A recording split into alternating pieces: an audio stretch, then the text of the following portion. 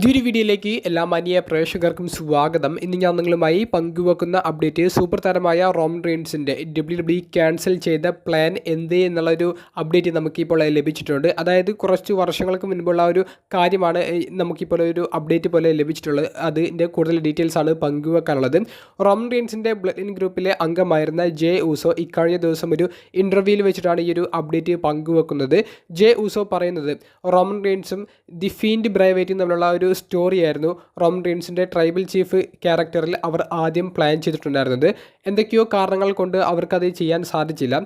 ഒരു പക്ഷേ ആ സ്റ്റോറി ചെയ്തിരുന്നു എന്നുണ്ടെങ്കിൽ ട്രൈബൽ ചീഫ് എന്ന് പറയുന്ന ആ ഒരു ക്യാരക്ടറിന് ഇപ്പോൾ കിട്ടുന്ന ആ ഒരു രീതിയിലേക്കുള്ള പ്രസക്തി ലഭിക്കുമായിരുന്നില്ല എന്നും അത് തനിക്കെതിരെയുള്ള സ്റ്റോറി ആയിട്ട് വന്നപ്പോഴാണ് ഇപ്പോൾ ലഭിക്കുന്ന ആ ഒരു പ്രേക്ഷക പിന്തുണ ലഭിക്കുന്നത് എന്നുള്ളതും ജെ ഊസോ പറയുന്നുണ്ട്.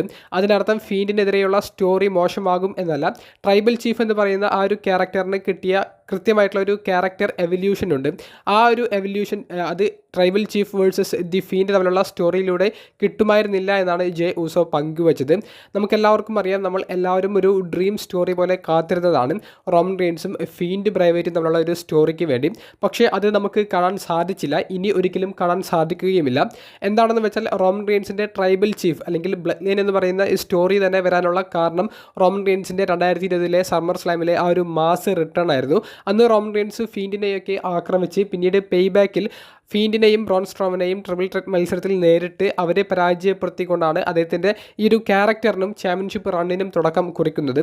അപ്പോൾ അതിനുശേഷം എല്ലാവരും റോമൻ വേഴ്സസ് ഫീൻഡ് തമ്മിലുള്ള ഒരു സിംഗിൾസ് സ്റ്റോറിക്ക് വേണ്ടി വെയിറ്റ് ചെയ്തിരുന്നു. അതിനുശേഷം ബ്രേ വെയ്റ്റിനെ പുറത്താക്കിയ ഒരു വാർത്തയൊക്കെ നമുക്ക് അറിയാൻ സാധിച്ചിരുന്നു എന്നുണ്ടെങ്കിലും പിന്നീട് ബ്രേ വെയ്റ്റ് തിരികെ വന്നപ്പോൾ നമുക്ക് ആ ഒരു സ്റ്റോറി കാണാൻ സാധിക്കുമെന്നുള്ളൊരു പ്രതീക്ഷയുണ്ടായിരുന്നു.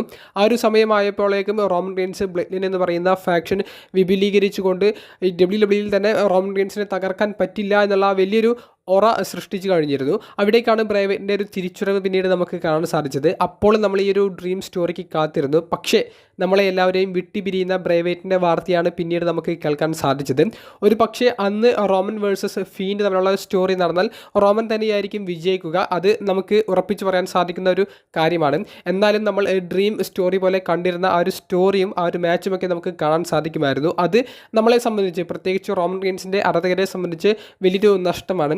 ബ്രേ വെയ്റ്റിൻ്റെ ആ ഒരു സർക്കിൾ അവസാനിക്കണമെന്നുണ്ടെങ്കിൽ അത് റോമൻ റീൻസിൻ്റെ ടൈറ്റിൽ റൺ അവസാനിപ്പിച്ചത് തന്നെ വേണമെന്നുള്ളത് പല കൂട്ടുകാരും ഒരു ഫാൻറ്റസി ബുക്കിംഗ് പോലെ പറഞ്ഞിരുന്നു. പക്ഷേ അതൊന്നും അവസാനിപ്പിക്കാൻ സാധിക്കാതെ ബ്രേ വെയ്റ്റ് നമ്മുടെ ലോകം വിട്ടുപോകുന്നതാണ് നമുക്ക് കാണാൻ സാധിച്ചത്.